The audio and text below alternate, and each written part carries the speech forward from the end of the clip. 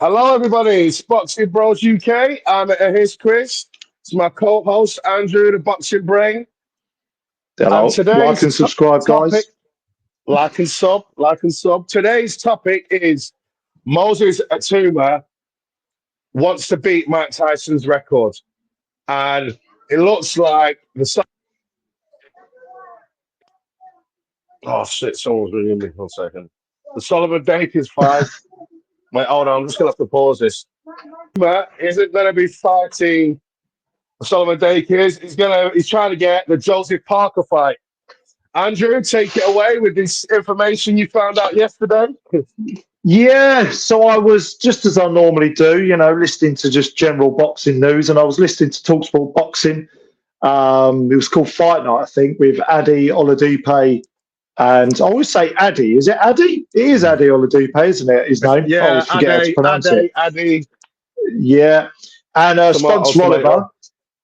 And they had Frank Warren come in on call, and they were just having some sort of general chit-chat. So talking about Hamza Shiraz as being the best prospect on the planet. And Frank Warren said, I don't even think he's a prospect. He is far and away the next big thing. And anyway, they then got on to Moses Itauma, of course, his other big prospect.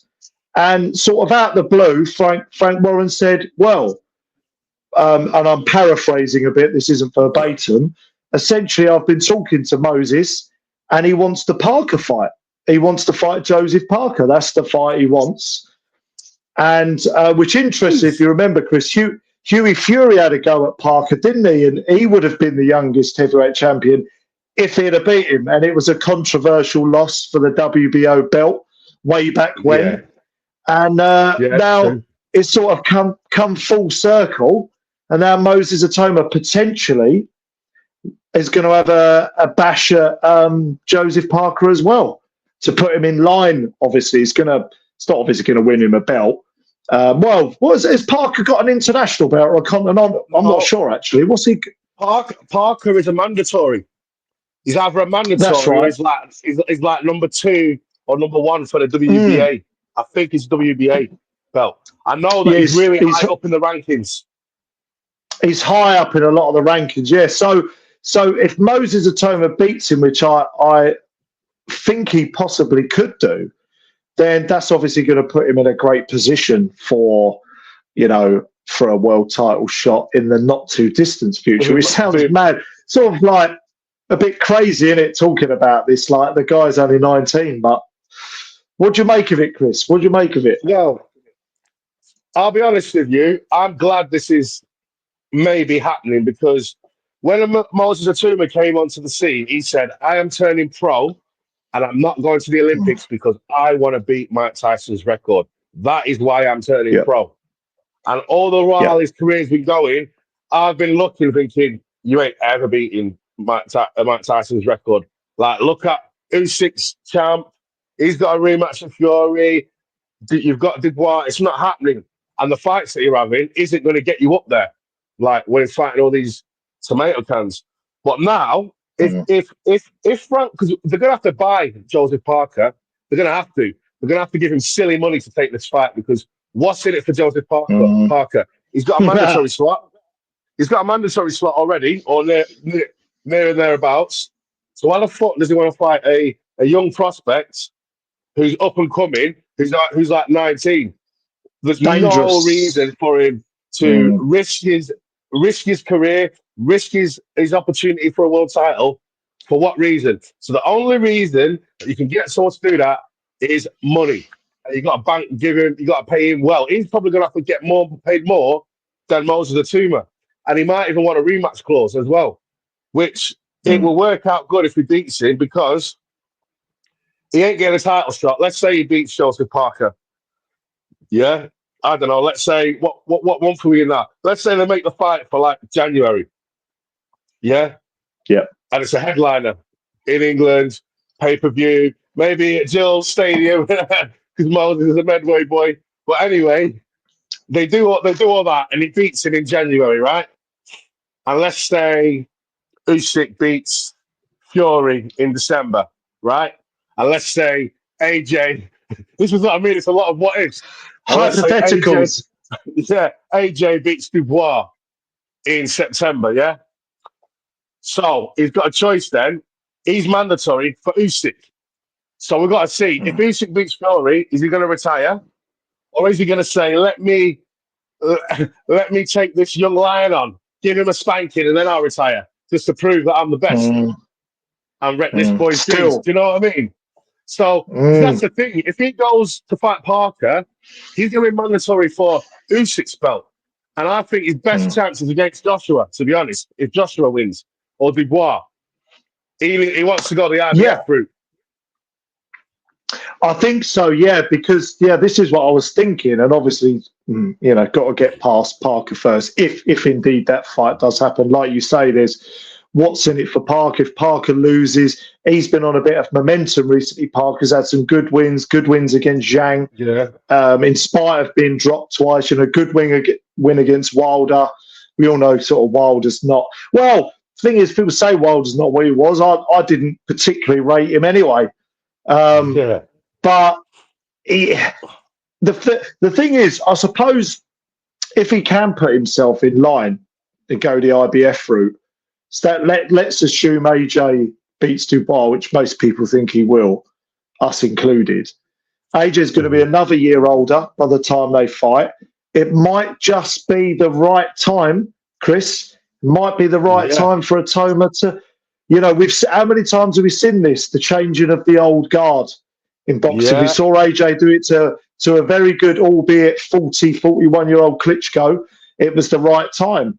I'm just suggesting, chucking it out there, that a fight against AJ in the future might just be the right time. Definite. And if he decides to go like the WBA route and he decides to fight Parker and then fight Usyk, or Usyk might be kind. If he beats Fury again and says, vacate it. Moses, I have present for you, WBA belt, I'm vacating it. Maybe he'll get some weird political maneuverability where it'll be vacated and he can fight Manuel Char for that. I don't know, like something mad like that. I don't know. You think about it though, like let's say the WBA's on the line, and Usyk. It's all down to Usyk, yeah. So if Usyk retires, Moses Itauma will beat Mike Tyson's record because he's got a clean sweep. If he gets the Parker fight, and if Usyk retires, he's got a clean sweep for all the belts. Just 1 second. Someone's at my door. 1 second. So it all basically hangs on Usyk. So if Usyk decides that he's going to stay champ and fight Moses Itauma, say he beats Parker. How old is Moses Itauma? 19, I think, yeah. So he's going to want Usyk. None of this 6 months, 9 months for a fight. We need to do it straight away. Have a month's rest, and we need to get cracking. Because I think time running out.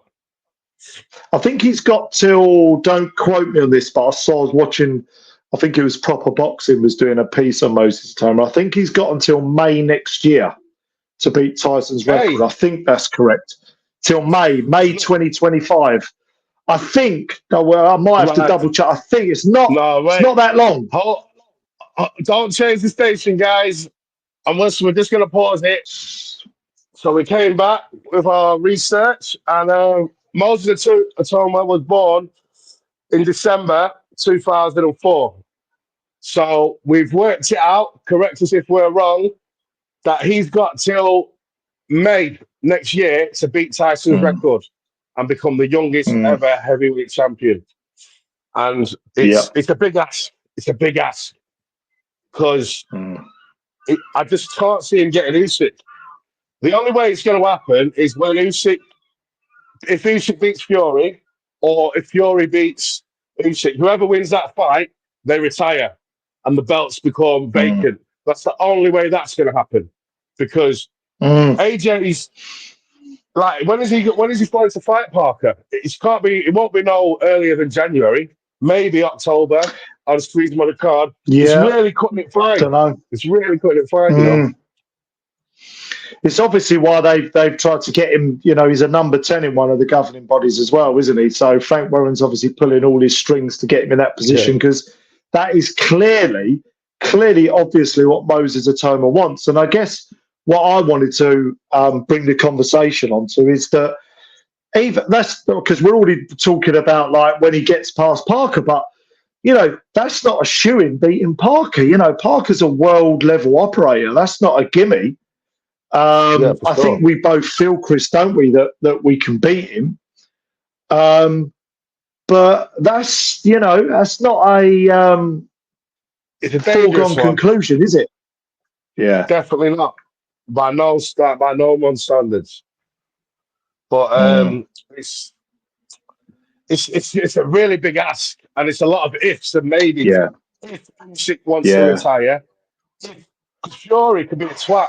Say if Fury won, he could say, "Yeah, I'm not retiring." I mean, you know what he's like. He fights once a year. So holds the belts hostage. Yeah, all their belts are going to be held hostage, and then let's say the winner of AJ Dubois is going to be there. They're not going to want to fight straight away, just so that he can be in the world record books. They're not going to want to fight that soon.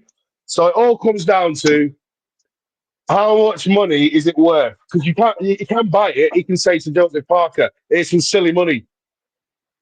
Fight when we say as soon as you can, as soon as you're ready, in England, blah blah blah. Fight him, even though you're not getting anything. You get your biggest payday ever. Then they can do the same to the champion. But then it's a lot of investment. And what if he loses one of these fights? You know, like because the thing is, Parker or loses to Usyk or whatever. The thing is with the Parker fight is that if you look in terms of skill set, so you know Parker's a fairly quick heavyweight, likes to kind of move in and out, you know, lateral move. You know, he's decent. But Moses Itauma's got faster hands. He's quicker. If he punches with Parker, he's going to be quicker to the shot. And he's got the skills, but we know, don't we? Anyone that's been watching boxing for a long time, it's not all about that. There's experience. Parker would probably have to use a bit of kind of dark arts and old man him a little bit, try and take him into dark waters. Parker's been in there with a very, very heavy-handed Zhang. Now, I don't necessarily think Moses Itauma hits harder than Zhang. We don't really know yet. So going in against Parker, even though you can look at it on the surface and go, oh, well, he's better than Parker. Yeah, but it's not as simple as that. Parker's durable. He can take a shot. He's got a good tank.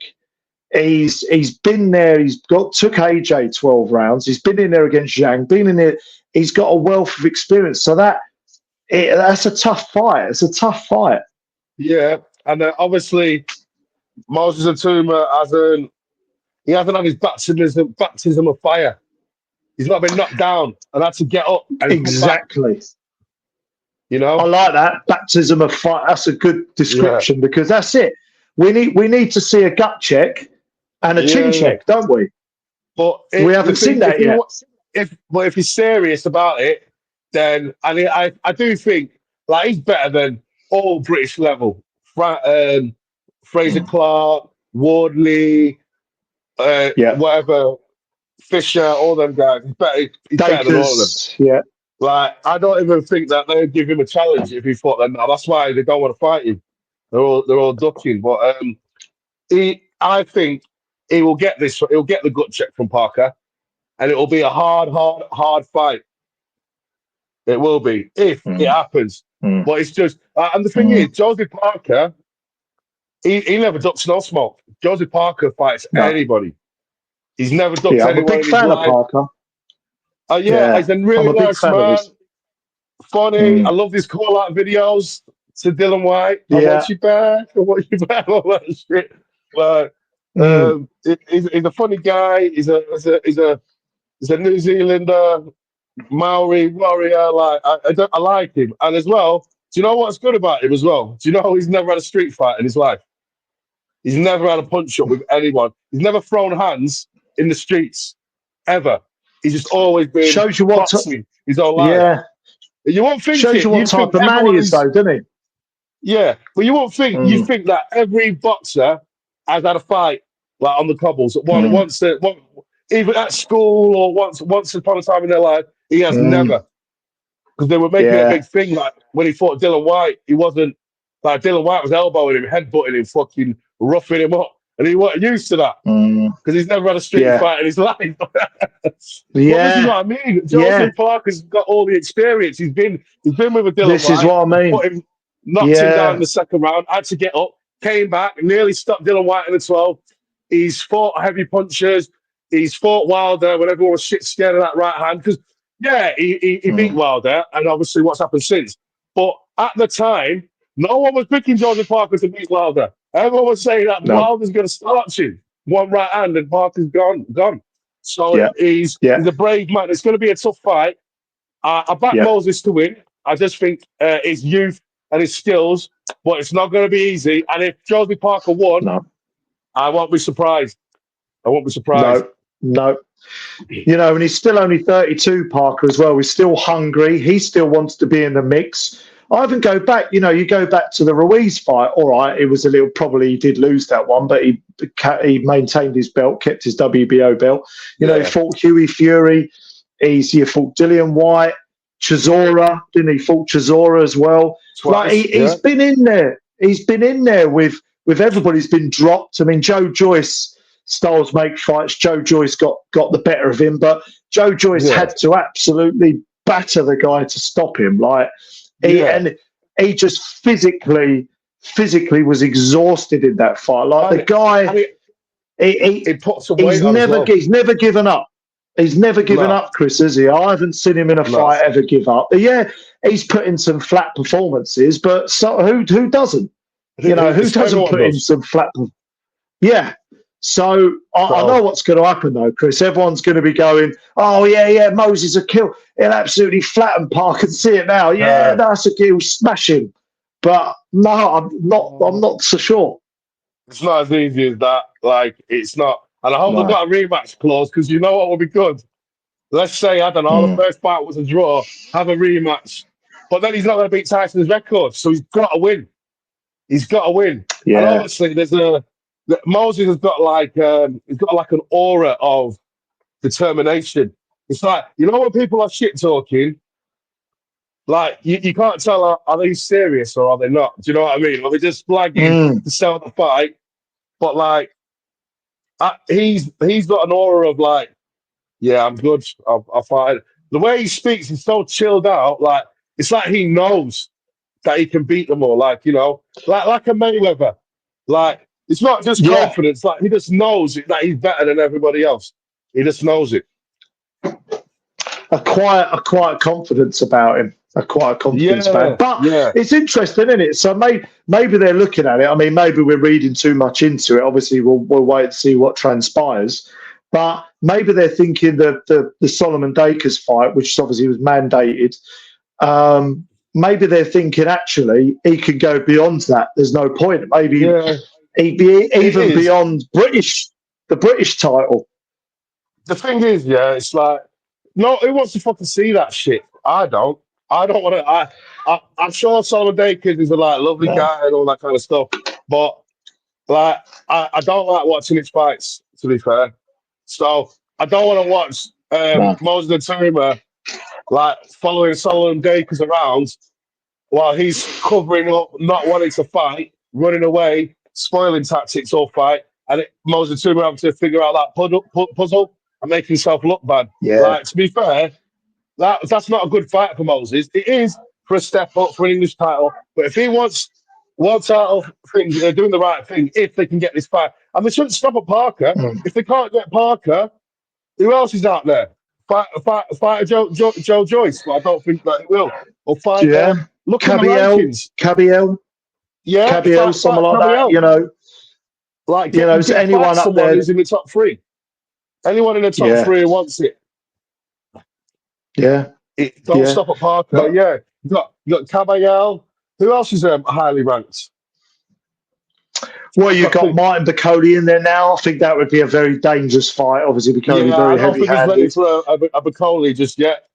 But yeah, you've even Yeah, got you've got Hooney. Philip Hooney's quite highly Hergovich. ranked. Philip Hergovich, you know, is Hooney's beatable. ranked quite highly. Hooney is. I think he's like Justice top five. Hooney.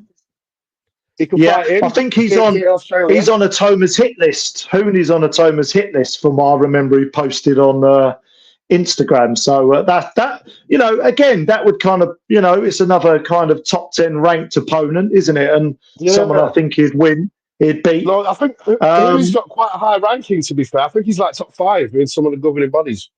Like, no Yeah, joke. yeah, yeah. I So, know he's in the like, top 10 in a couple at yeah, least. but definitely this is a good idea for Moses Itauma because he's young. If he doesn't win it, who gives a fuck? He'll bounce back. But if you want to be great, Absolutely. you've got to take that risk. You've got to dare to be great. And if he's trying to do that, and Frank Yes, Warren's backing him, might take my hat off to you.